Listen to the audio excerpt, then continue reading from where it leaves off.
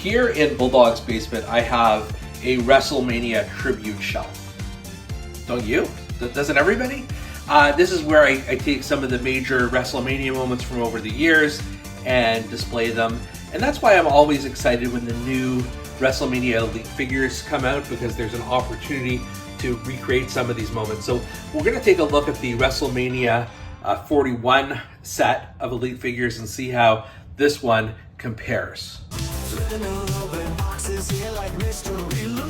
Wrestling heroes stand tall with their masks so cute. Canadian Bulldog, he's the man with the plan. Unboxing those legends like nobody can. Dusty shows that come alive with every rip and tear. Hogan Macho Man is a thorough there. Packaging's popping and the figures are locked. Wrestling memories roll around the clock. Bulldogs unboxings, yeah, the treasures unfold. Memories from the ring, painted in gold. Figures in the spotlight, heroes of the night. Wrestling merchandise, making it all right. Canadian Bulldog from Wrestling Merchandise and Memories. That's merchandiseandmemories.com. And welcome to another edition of Bulldog's Unboxings. With WrestleMania 41 right around the corner, I figured this is a great time to unbox the WrestleMania 41 Elites, or as the box says, WrestleMania Las Vegas Elites. It took me a little bit longer than I would have liked to sort of piece these figures together, because some of them I found online, some of them I found in my sort of local Walmart, and some of them I had to cross the border into the US to find them. But we've got them all here.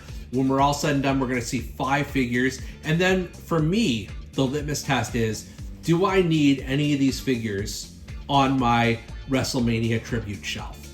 And I'll be very honest with you off the bat here. I'm thinking probably not, but let's take a look. Let's go one by one. We'll see what's in each box, and we'll see how valuable the figure is. So we're gonna start things off with none other than Seth Freakin Rollins.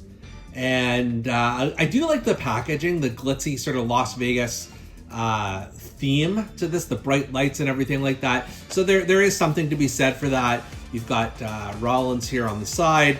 And what's interesting is that 2 of these figures, it says which WrestleMania they're for. 2 of them it does not. So in the Seth Freakin Rollins figure, it doesn't say that this is his gear from WrestleMania 39, where he took on Logan Paul, which is interesting. And then you've got, of course, the other figures here.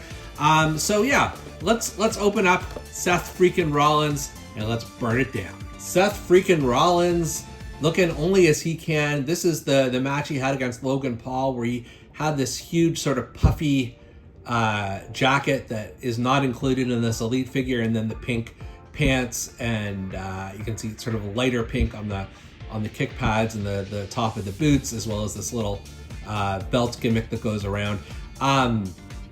You know, it would have been super cool to have the actual jacket that he came with. I realize, you know, that's a lot to ask for an Elite figure when you get build-a-figure characteristics and swappable hands and whatnot, but it just would have completed the look for me. Face scan is fine. It's not my favorite.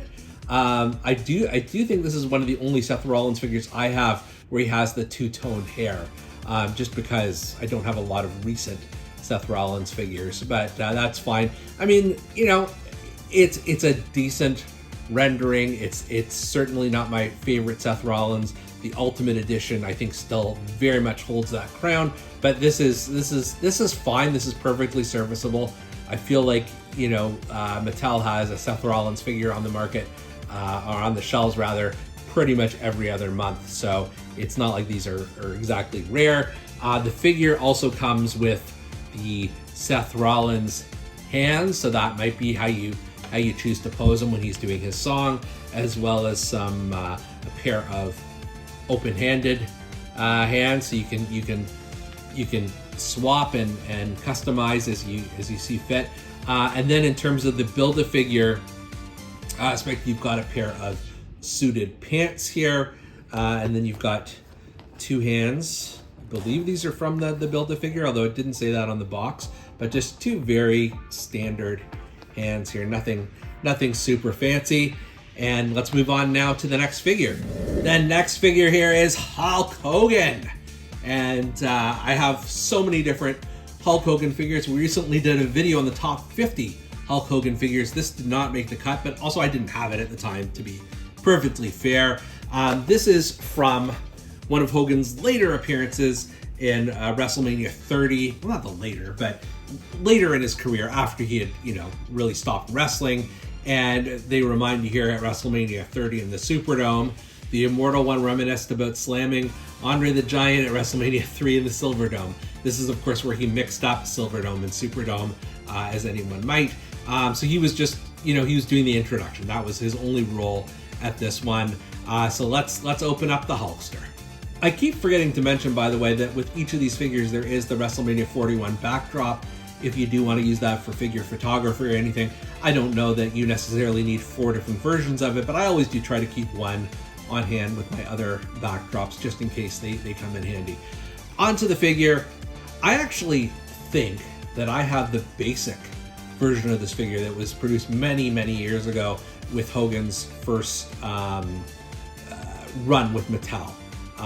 This is obviously, much better. I've got to say, first of all, the tan here, this is one of the darkest Hogan tans I've ever seen. He, of course, comes with the big feather boa. He's got a cloth goods shirt that says Hulk's Rules on the, not Hulk Rules, but Hulk's Rules on the front. And then the back, it says, train, eat your vitamins, say your prayers, believe in yourself, brother. And then very faintly, you can see his signature there. He's got the do-rag on here. He's got the yellow sunglasses. You can see he's cupping his hand to his ear here, which is perfect. And then, the pants, and the boots are nothing special. It's almost the Build-A-Figure pants in a lot of ways, but obviously adjusted for the Hulkster's height. This is fine. It's, it was such a small WrestleMania moment when he went up there and basically fucked up the name of the venue, but it's memorable enough. This figure comes with 2 extra pairs of hands, though I don't know that you need extra hands on something like this, but you've got the fists, and they're, like I said, super dark to match that tan. And then if you, let's say you do want to flip around the ear cupping hand, you have that option, as well as the C grip there too. And then for your Build-A-Figure, you've got this old school WWE microphone. It looks like it should say WWF, but it doesn't, obviously. And then you've got the arms with hands, which I'm just grabbing here, that will connect together soon enough. And then another pair of hands. So I may have been mistaken before when I thought that the hands that the Seth Rollins figure came up with were for the Build-A-Figure. I don't think they are. So fair enough here. You've got a serviceable Hulk Hogan from a relatively obscure WrestleMania moment, but it's kind of cool. Coming up next, you've got the EST of WWE, Bianca Belair, with the Raw Women's Championship, as it was called back in the day. This is also from WrestleMania 39, I believe, although you can't tell that from there's no description on this one as well, just similar to Seth Rollins. But I believe that's where this moment was from. I could be wrong on that. And I've got a few Bianca Belair figures, including her Ultimate Edition. So, let's crack this open though. Let's take a closer look. All of the Bianca Belair figures that I have are fantastic, really, really well done, and this certainly is no exception. I will say it took a little while for me to get the glasses back on properly, so I may not manipulate them there. The hair fringes here on the side are a little tough to manage. What I do like on all the Bianca figures is the long ponytail and how you can maneuver it into her hand if you want. She's obviously also coming with the WWE Raw Women's Championship, which has her logo on the side plates, which is cool. In terms of the outfit itself, lots of color here. I love the wraps, the arm wraps here with the stars on them, and then just the lips on the singlet itself, going down to these really cool gold and black boots with the EST on the knee pads as well. They got everything right here. but it's so similar to the other Bianca Belair figures I own. You know, what I may do is just swap this out on my women's division shelf if I see a need to. I can't remember offhand which version of Bianca I have on there, but this is certainly a good contender. And then in terms of swappable hands, I also feel these are very similar to the other Biancas. We've got the open hand option, and then you've got the two fists here. So you know, all fine. I'll like I said, if you're a Bianca fan, this is definitely a figure you would want to consider. Although the Ultimate Edition, I think, is excellent as well. And then in terms of the Build-A-Figure piece, I guess I should have saved this one for last, but you've got the head of one Howard Finkel, which is pretty amazing.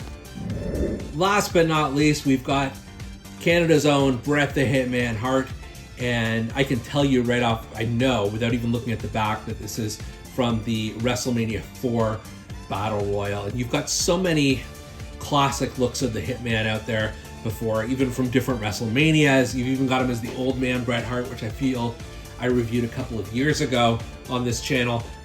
So, you know, this is a unique one, if you can tell by his singlet there. And then just for completeness, it says here, the Hitman destroyed Bad News Brown's Battle Royal trophy after he was double-crossed by the hated villain at WrestleMania 4.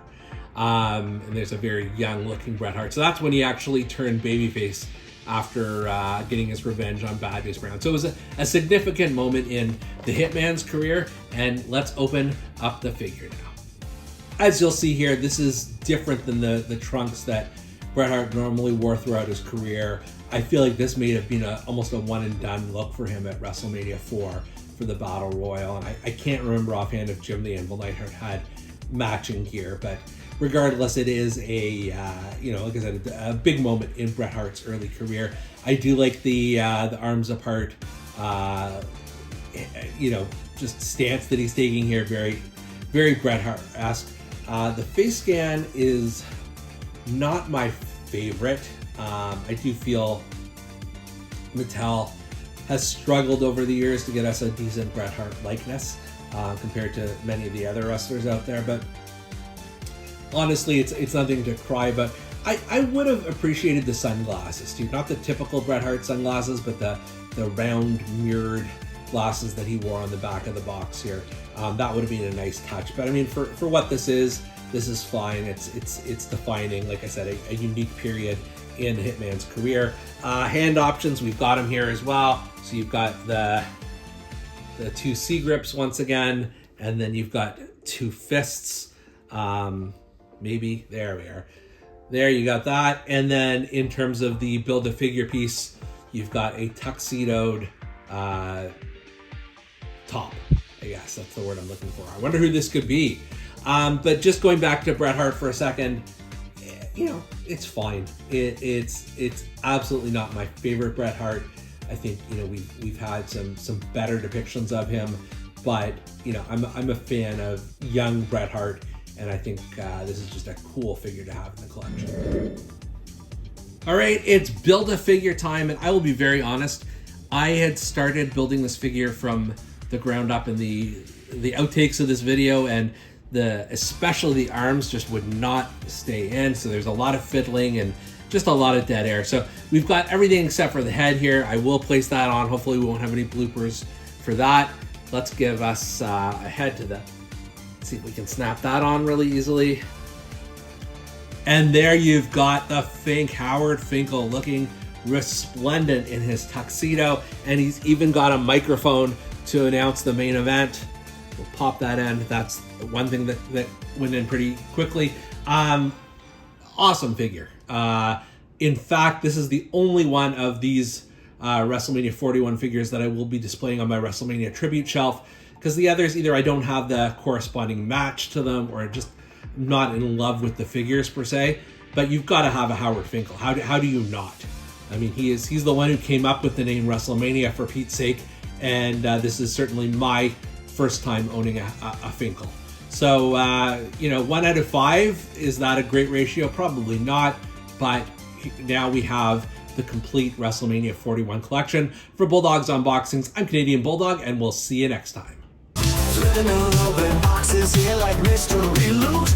Wrestling heroes stand tall with their masks so cute. Canadian Bulldog, he's the man with the plan. Unboxing those legends like nobody can. Dusty shows that come alive with every rip and tear. Hogan Macho Man is a thumper back. Packaging's popping and the figures are locked. Wrestling memories roll around the clock. Bulldogs unboxings, yeah, the treasures unfold.